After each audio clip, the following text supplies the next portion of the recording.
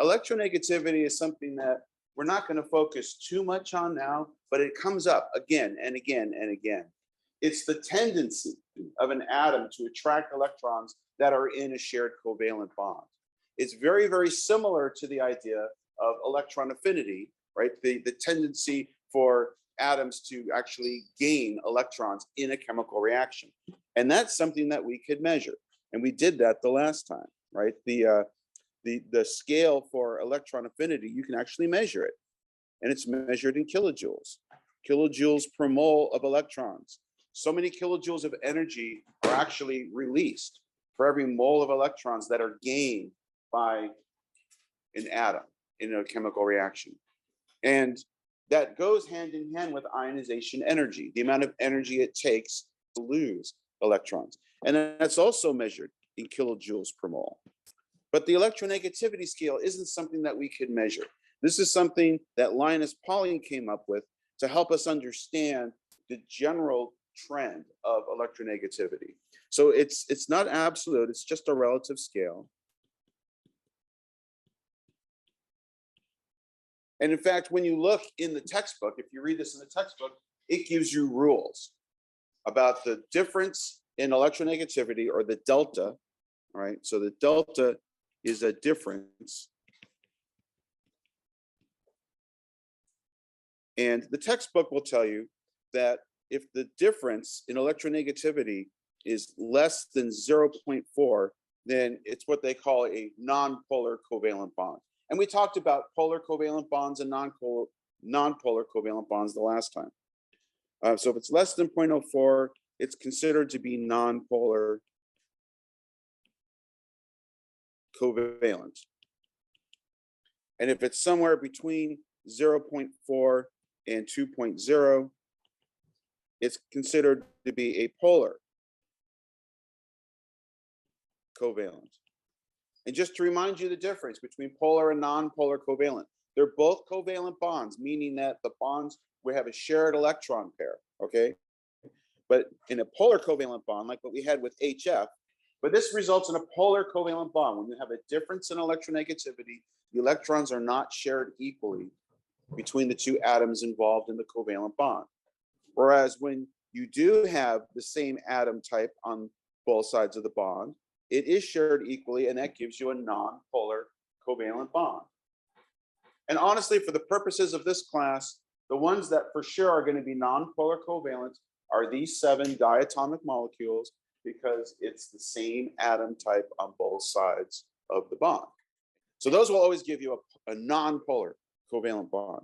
Differences in electronegativity, you have an unequal sharing. And as I mentioned, the so-called rules, these are just guidelines. They're not really rules. And then your textbook will also tell you that if the difference in electronegativity is greater than 2.0, then it's not even polar covalent. That's going to give you an ionic bond.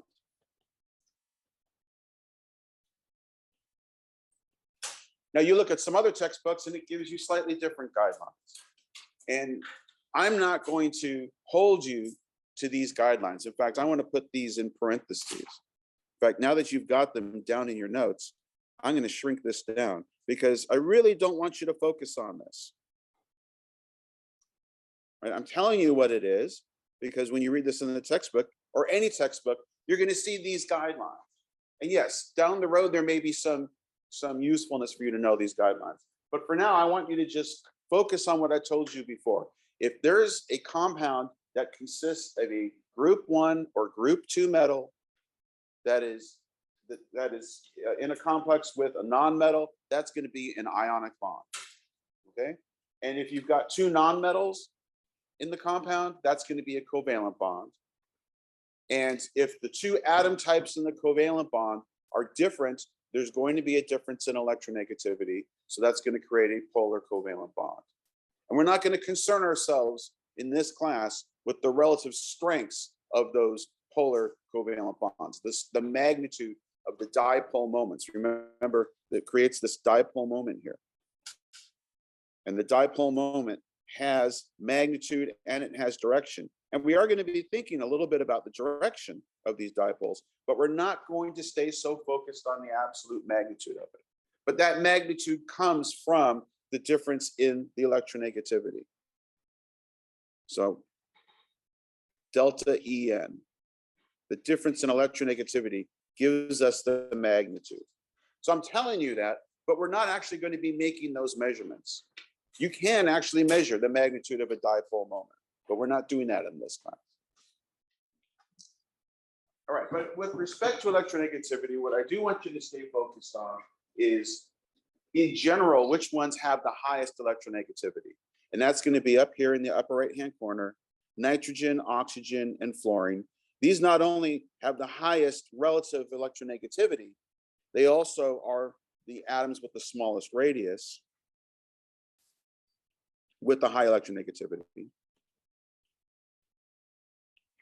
So remember, with the smaller radius, the atoms can get closer together in a bond, okay? And so these will tend to give you the greatest difference in electronegativity overall, right? The highest magnitude dipole moment.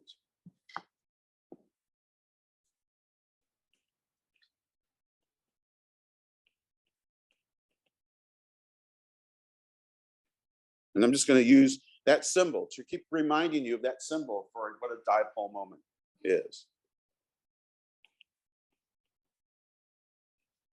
And that you will see many, many times.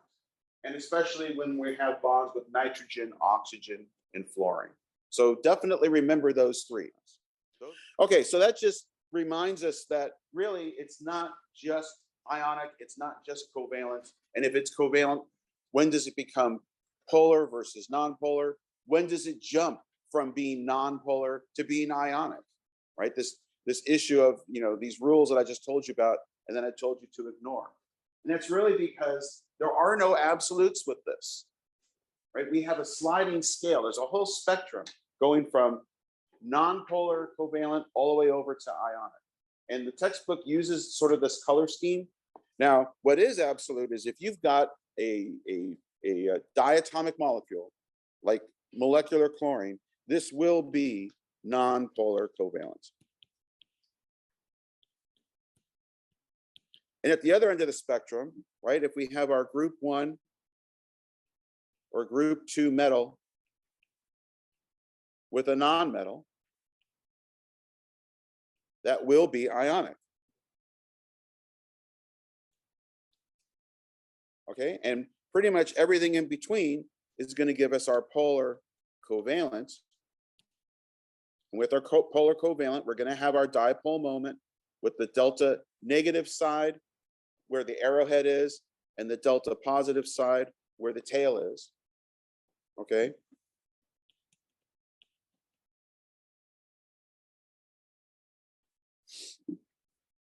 And it's a relative scale going from one end to the other. So really, when we have something like HCl, we don't just say it's polar covalent.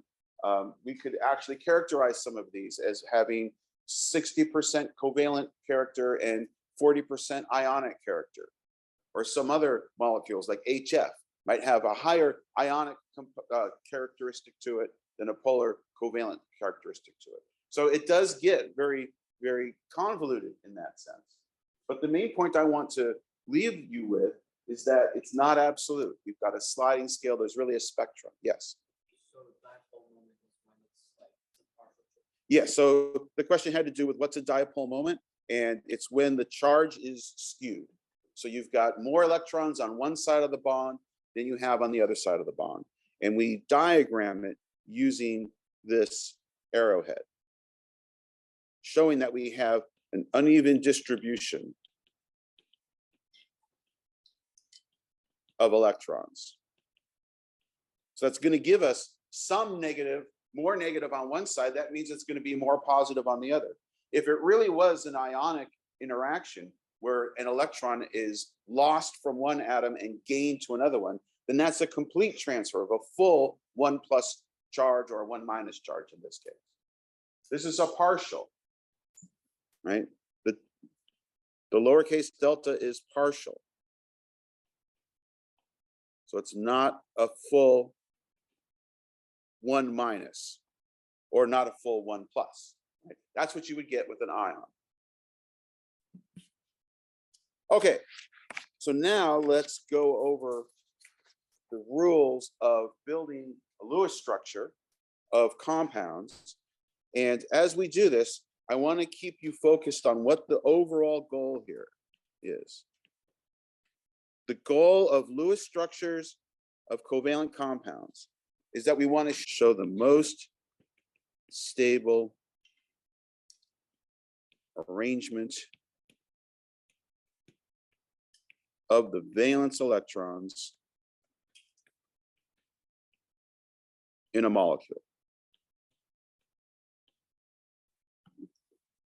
And we're going to do that using our series of dashes and dots. Remember, the dash is going to be a bonding pair.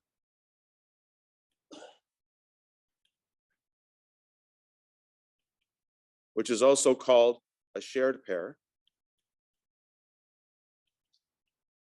And the dots are going to be a lone pair, also called a non-bonding pair. Okay? And the way we can diagram these stable arrangements, remember, we're always trying to define what we find in nature, and what you find in nature is always in its most stablest form, the lowest amount of energy that it takes to keep things the way we are diagramming them. That's how you find them in nature. And if you follow these steps, it's not that this is what the atoms are doing when they combine to form a compound, but it's a way for us to get to the most stablest description of what things look like in nature. So following these steps in order will get you to that correct solution. And if you don't follow these in order, you might not get the right answer in the end. All right, doing these in order really does matter. So I'm going to go over it very carefully now, and then over the next couple lectures, we're going to go through enough examples that hopefully you'll get the idea here. And I'm going to use carbon dioxide as our example here, CO2. All right, so step one is we need to determine the total number of molecules. And you know how to do that. You know how to go to the periodic table and figure out how many valence electrons are in carbon. There's 4, right? You go where it is on the periodic table, it's in group 4, that has 4 valence electrons. So carbon has 4. How many valence electrons does oxygen bring in? 6. And we have 2 of them. So our total valence electrons then are going to be 4 plus 2 times 6, that's 12. So we have 16 total valence electrons.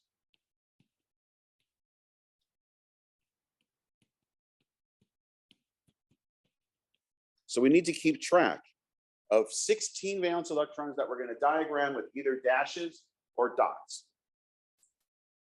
All right, then step 2, we're going to use the elemental symbols as our atoms, and we're going to arrange them in what we call a skeletal structure to show how the atoms are combined, how they're attached to each other, or how they're bonded together. Now, these are molecules, so every connection is going to be a covalent bond, okay? And we have 3 atoms that we need to hook up. So there's only so many combinations that you can make with 3 atoms that are connected by covalent bonds. One would look like this: carbon, oxygen, oxygen. Or we can do the flip of that, the mirror image, oxygen, oxygen, carbon. Or we can have oxygen, carbon, oxygen. Those are the 3 linear arrangements that you can make with 3 things, three things. You might think that you can form them into a triangle, okay? But typically, you're not going to see a triangular configuration. With some epoxides, you will see this, but in this class, we're not going to do that. In general, the bond angles here, there's just too much strain in those bond angles. They're too tight molecularly. So we're not going to consider, if you've got 3 atoms in a compound, we're going to arrange them linearly. And in this class, we're only going to consider things that are either arranged linearly, or if there's more atoms, we're going to have what I call spokes on a wheel. There'll be a central atom in the hub, and then we'll have the other atoms attached on the periphery of that central one, kind of like you have spokes on the wheel, okay? But I'll emphasize that when we get there. Okay, so how do we decide between those three linear arrangements? So we've got a couple of guidelines that tend to give us the most stable arrangement. So the most stable tends to be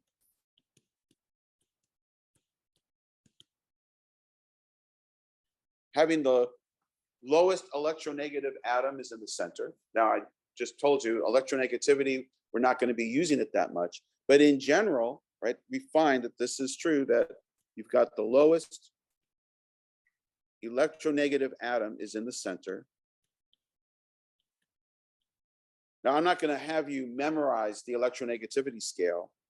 You can always look at it here, but there's other guidelines that will help you decide what goes in the center. And even if I don't want you to memorize this table, I do want you to remember that the three most electronegative atoms to consider is going to be nitrogen, oxygen, and fluorine. And most of the compounds we're going to be working with are going to have elements that are in the first 2 or 3 periods of the periodic table. And if you've got nitrogen, oxygen, and fluorine on those, in most cases, you're not going to find those in the center. Those are going to be on the outside. You want the higher electronegative atoms on the outside. The lower ones are on the inside.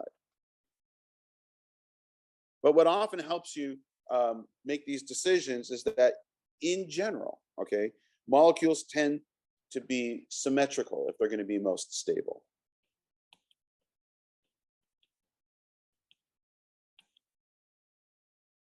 And also, if you've got carbon, because carbon has such a high combining power, up to 4 things, or make up to 4 bonds. We discussed that the last time.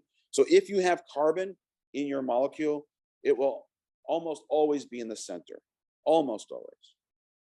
Carbon in the center. And although I might not show you too many of these in class this semester, we might come across one of these.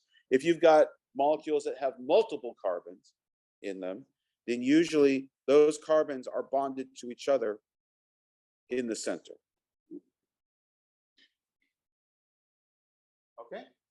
So if we take those guidelines into consideration here, considering these 3 possibilities, I don't think I need to use our ABC cards for this. We have a winner, which is that we'll have carbon in the center with oxygens on either side. That's going to give us our most symmetrical arrangement following those guidelines. That also puts the lowest electronegative atom in the center, because oxygen is one of those 3, nitrogen, oxygen, fluorine. So we want to put those on the outside. Okay? And remember that these are all connected by covalent bonds. So we've got, these are our shared pairs here. So just by making this skeleton structure, we've already used 4 of our 16 valence electrons are now placed in this skeleton structure. Okay, everyone with me? All right, so now we move on to step 3. And for step 3, I'm just going to copy my skeleton structure down here. And now I'm going to start following step 3. Now that I've got 4 valence electrons, I've got 12 left. I'm going to now place them starting on the periphery and then working my way in. And when you start on the periphery, you want to fill up the octet, right? All 8 electrons gives you the full valence shell. You want to fill your octets on one atom before you move to the next one. Even though I've been stressing symmetry, right? That's with respect to when you make your skeleton structure. But when we're placing the electrons, don't feel like you got to put 2 on one side and then 2 on the other, and then back and forth and back and forth. Instead, start with 1 on the periphery and then fill that octet, fill that valence shell completely before you move on to the next one. So we already have 4 placed, and now I'm going to put them in pairs. We want to keep things in pairs. So keep electrons in pairs. Don't split them up, because when you split them up, and I see students do this when they're making mistakes, when you split them up, you have an unpaired electron. And what do you remember about unpaired electrons? What did we talk about on Friday? They're unstable, okay? Unpaired electrons are unstable, so they're available for bonding. And if you draw a structure that has unpaired electrons, it's probably wrong, although there are some exceptions, and we'll get to the exceptions probably on Wednesday's lecture. But the exceptions are going to be when you have an odd number of electrons. So you're going to have an unpaired. But if you've got an even number of electrons, you should never have them unpaired. So just keep them in pairs, and that way you won't make the mistake. So keep them in pairs. All right, and then the other guideline is to stay on one atom until the octet is filled.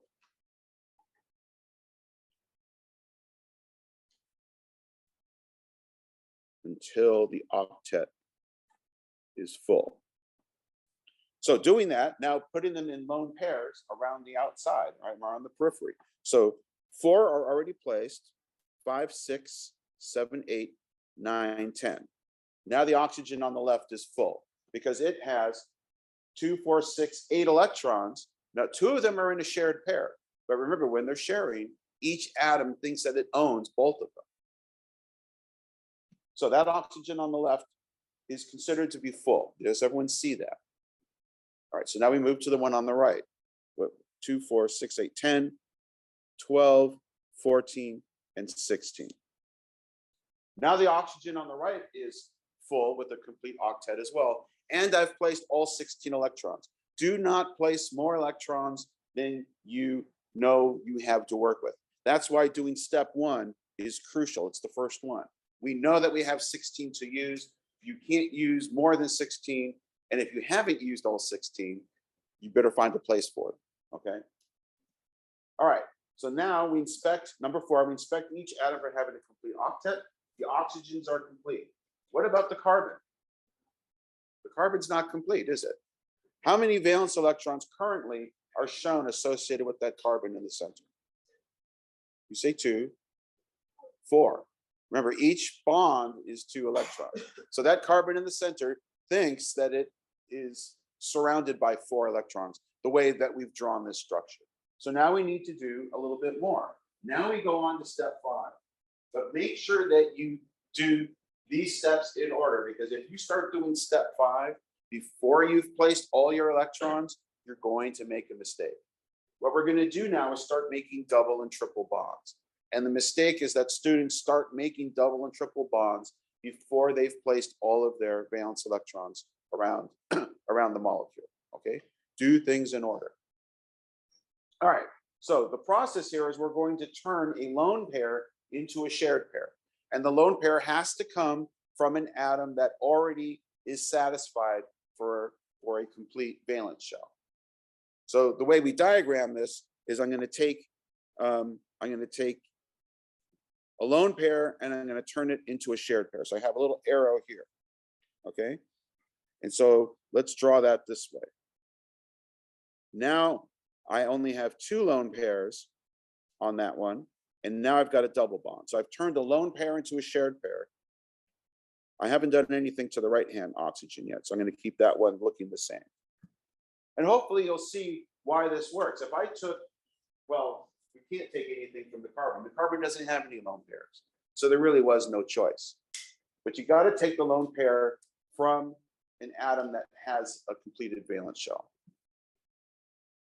Now, in this one that I've drawn down below, the oxygen on the left still has 8 electrons associated with it. But now we've got 1, 2, 3, 4 in lone pairs, and then 5, 6, 7, 8 in shared pairs. The oxygen on the right still has its 8 electrons. We haven't touched it. How many are now associated with the carbon in the center? 6. So we're almost there. Let's do it again. And just for the sake of symmetry, I'm going to do it again, but from the other side, okay? So that's going to give us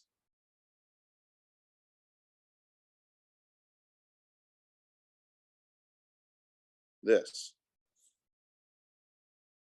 And now you'll see both oxygens are still associated with 8 electrons, and now the carbon in the center also has 8 electrons. So now we have made the most stable configuration of all 16. And let's make sure that we have all 16. So let's count them together. 1, 2, 3, 4, 5, 6, 7, 8, 9, 10, 11, 12, 13, 14, 15, 16. Okay? This gives us the most stable arrangement of the valence electrons in carbon dioxide. So, any questions about this? Yes. How is it more stable with the shared pair as opposed to? Because it's more stable. So the question is, why is it more stable when we do this than when we had it up higher?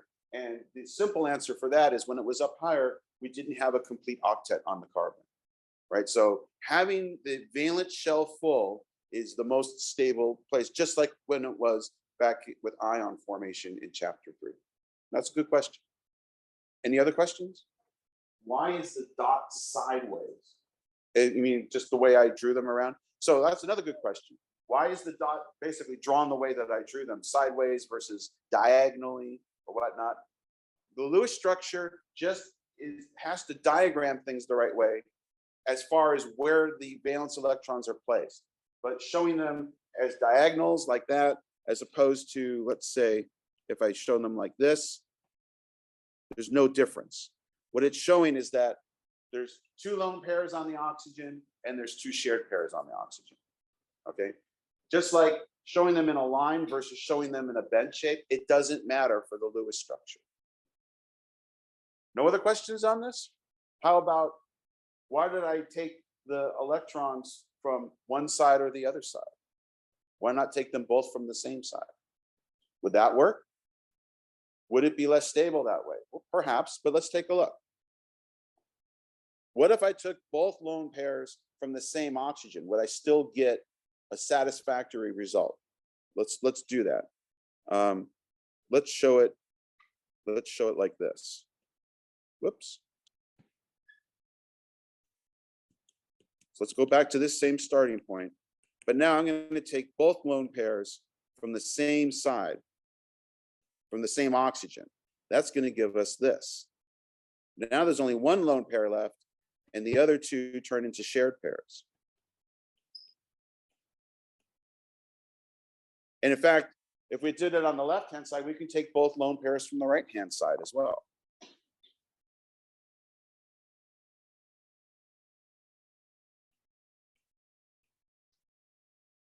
So first, let's just ask, is this following the rules? Do we still have 16 electrons? Do we still have complete octets for all 3 atoms? We do. So in this special case, these do exist.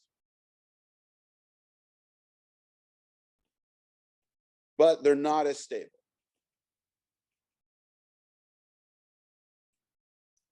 This one here represents the most stable form.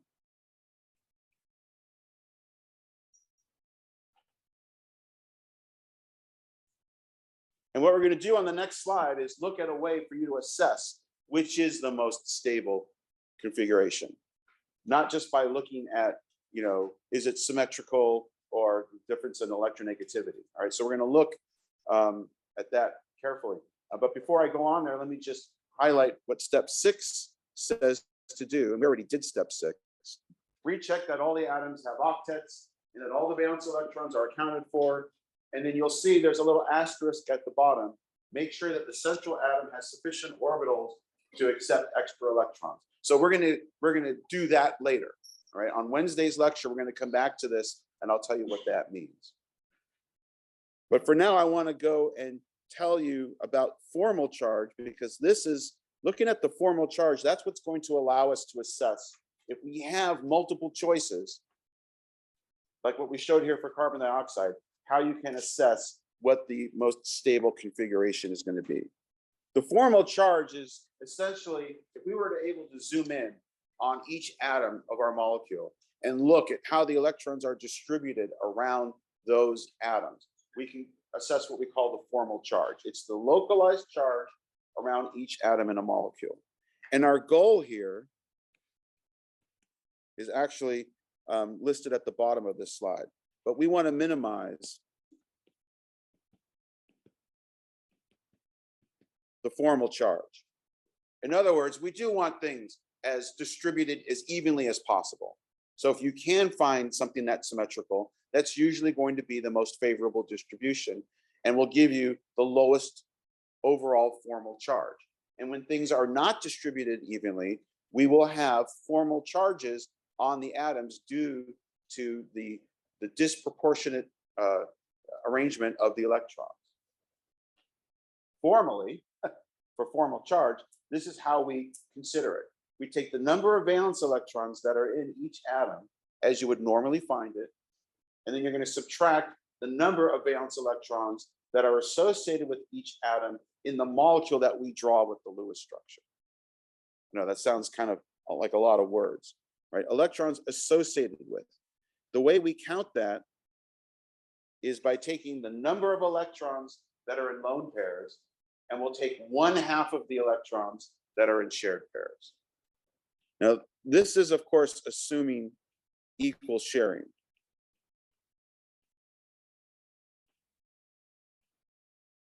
But we know that it's not equal sharing if we have differences in electronegativity. Okay, but with respect to Lewis structures and calculating formal charge, we're going to assume equal sharing of the electrons. Now, again, that's kind of a lot of words. Let me show you with actions what these words actually mean. So I'm going to take a look. I'm going to draw out our 3 possibilities for carbon dioxide. The most stablest one looks like this. And then we have the 2 where we take the triple bond on one side and a single bond on the other. And then the mirror image of that.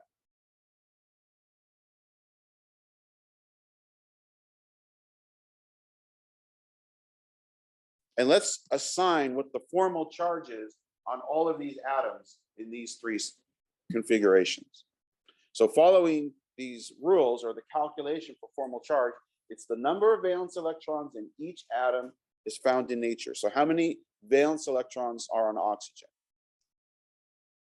There's 6. And how many valence electrons are associated with that oxygen that I just drew the arrow to? Following these rules, the number of electrons in the lone pairs, so that's 1, 2, 3, 4, and then 1/2 of the electrons in the shared pair. Again, it assumes equal sharing, so basically that oxygen on the left will now be associated with 1/2 of the shared pair there.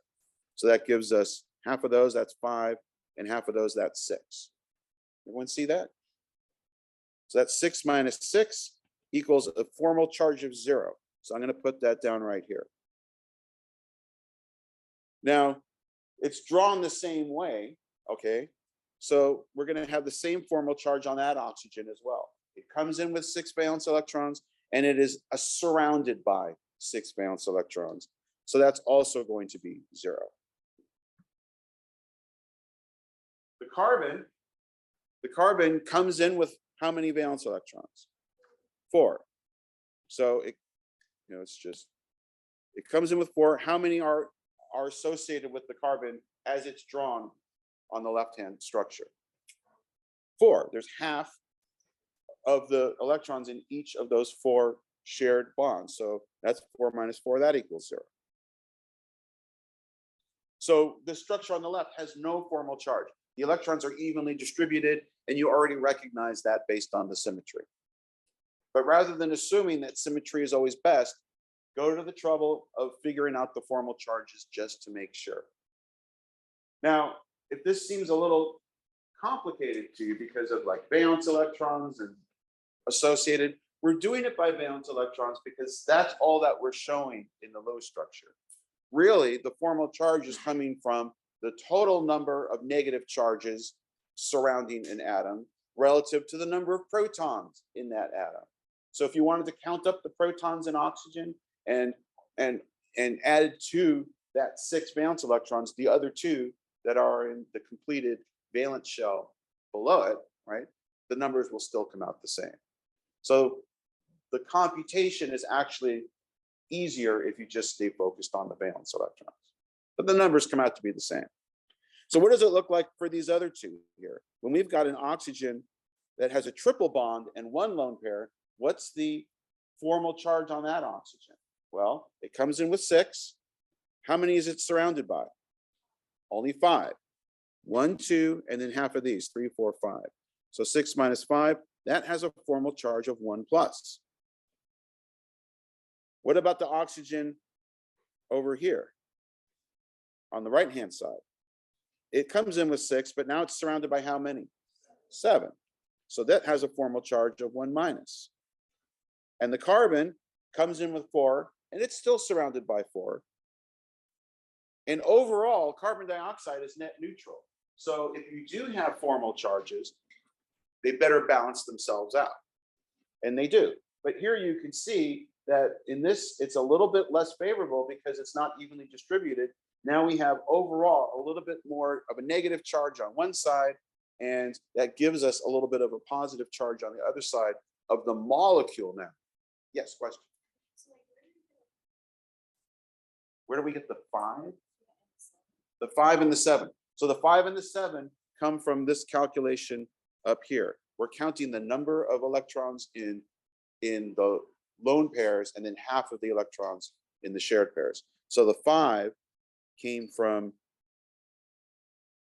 1, 2, and then half of these, 3, 4, 5. And then the 7 came from 1, 2, 3, 4, 5, 6, and then half of this one, 7. And then the carbon is surrounded by 4. That's the blue halves of those shared pairs. Okay?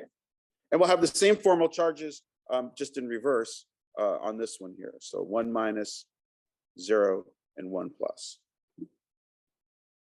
Okay? So that's the exercise. We're going to be doing this a lot with some of the structures that we're going to be building for the next lecture and a half or so. All right, so you get the hang of this.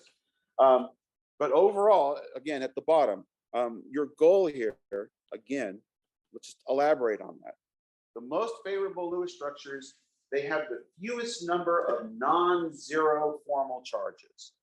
So you're trying to get as many zeros as possible. If it's a non-zero, you want as few of those as possible. If you have to have a non-zero formal charge, you want it to be as low of a magnitude as possible. You want it to be a 1 plus or a 1 minus, if you can, relative to a 2 plus or a 3 plus, and so on and so forth. All right. So both of these things are really important to stay focused on when you're looking at formal charge. But it's a really nice modeling tool to help us decide if we have multiple choices, which is the most favorable one. All right, so let's just practice some of these rules now. And in the process of doing so, we'll define single bonds, double bonds, and triple bonds. I showed you some of these already, but now you'll see how we can actually construct them from the starting point following these rules. So let's do the diatomics here. Let's start with hydrogen gas, molecular hydrogen. This is going to be our poster child for a single bond molecule.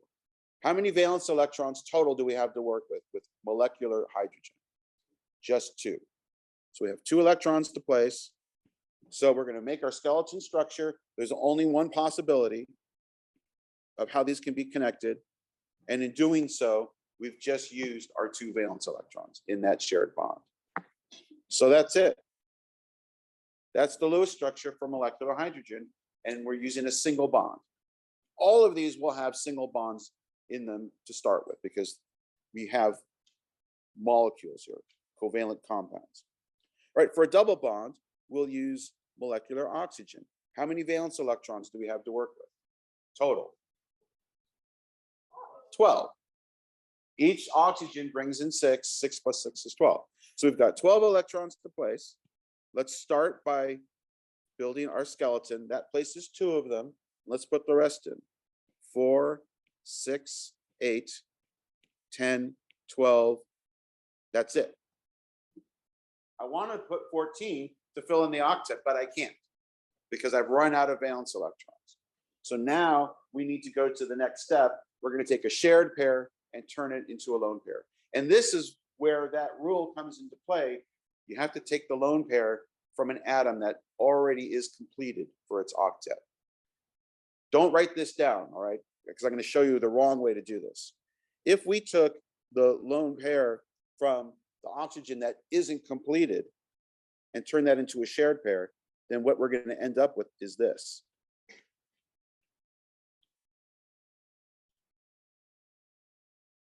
A double bond, but too many electrons are now on the oxygen. We've exceeded the octet, 2, 4, 6, 8, 10, and we only have 6 electrons still on that oxygen on the right. So when you make a double bond, you've got to make sure that the lone pair is taken from an atom that already has a completed octet, and that's why, okay?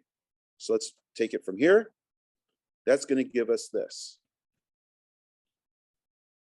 And this is now the Lewis structure. Let's draw that a little. Make sure our lone pairs are distinct. That's our Lewis structure for molecular oxygen with a double bond. For the triple bond, let's do molecular nitrogen. How many valence electrons? Total, 10. 10 electrons. Let's start with our skeleton. That uses 2 of them. And then I'm going to fill in 1 before I move to the next one. 4, 6, 8, 10. All right, so the nitrogen on the left is satisfied, the nitrogen on the right is not. So I'm going to bring in lone pairs. I'm going to need, how many lone pairs do I need to turn into shared pairs? 2 of them. So let's take both of them in. That's going to give us a triple bond, and each one is left with a lone pair. Everything's balanced. These are non-polar covalent bonds. Okay? Now, I'm going to use these 3 as examples for how we get differences in bond energy and bond lengths when we do this. And for that, I'm going to go back to this stability diagram that we started this discussion with way back when. Remember, we had this kind of a graph here. And we defined that this was the bond length. When we get to that sweet spot, that's the balancing point of the attractive force, in this case of ions, balanced by the repulsive force of the positively charged nuclei getting too close together. And I mentioned that you can do a similar stability diagram for a covalent bond. In this case, the stability comes from the shared electrons giving each atom a full valence shell. But if we define this as the bond length for a single bond,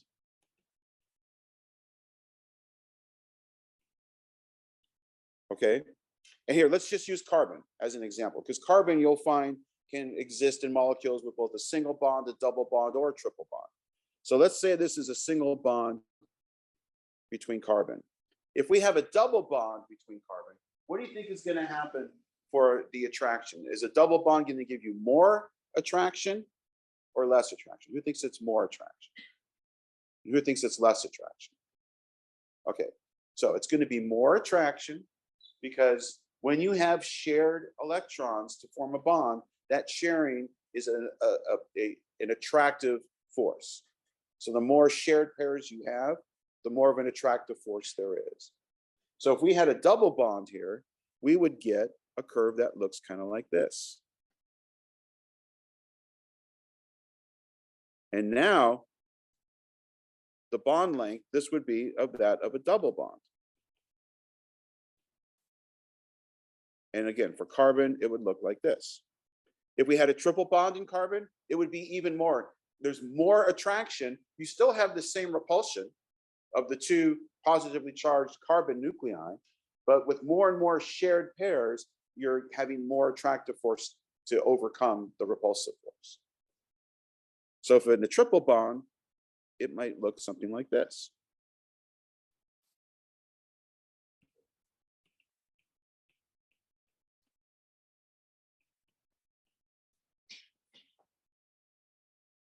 Okay, so that's the bond length, but you can see that the bond length goes hand in hand with the bond energy. The shorter the bond lengths are, the stronger the overall bond is, which means it takes more energy to break the bond. So the bond energy, you can think of this as the energy required to break the bond. This is the energy needed to break the bond. So if I had a triple bond, that's going to take the highest amount of energy to break a triple bond. Triple bonds have a higher bond energy than a double bond, and double bonds have a higher bond energy than single bonds. And the bond length, that's what we just described in this diagram here. It's going to similar trend, but it's going in the opposite direction.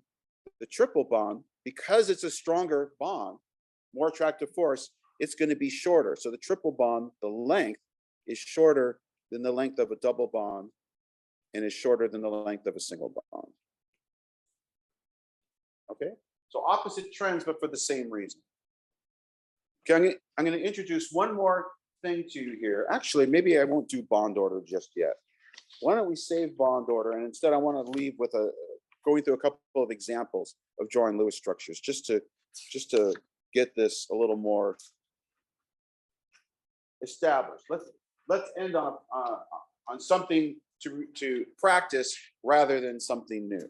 Okay, so let's now do the Lewis structure for carbon tetrachloride, CCl4.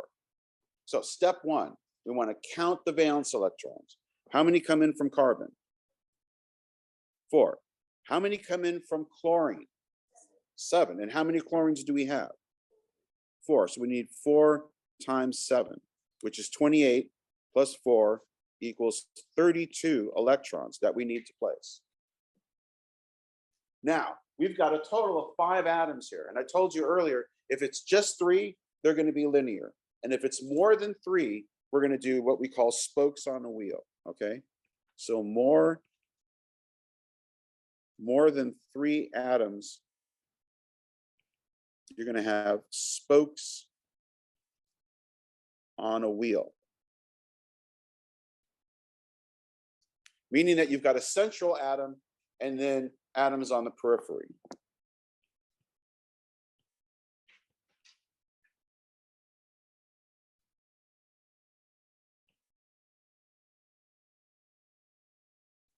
Now, who's going to go in the center?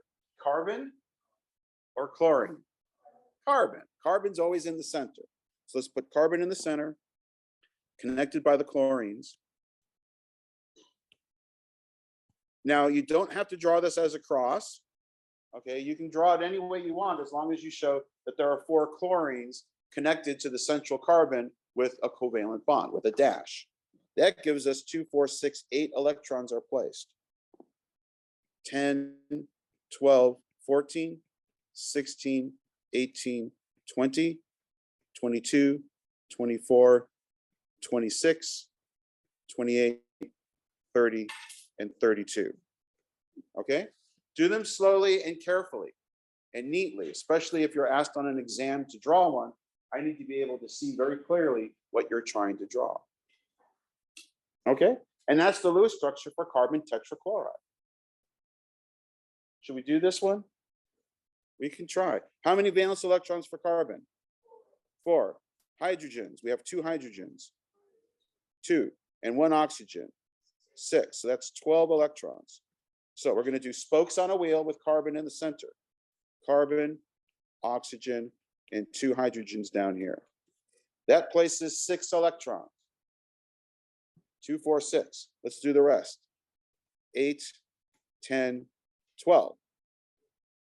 Now we need to inspect. Are the hydrogens satisfied? Yes. It's not an octet, it's a duet, but that's what you get with n equals 1 elements. So hydrogens are good. Is the carbon good? No. How many electrons does the carbon have? 6. Is the oxygen good? Yeah. So we're going to take a lone pair from the oxygen and bring it into the carbon, and that gives us the proper Lewis structure for formaldehyde that looks like this. Now everybody's happy.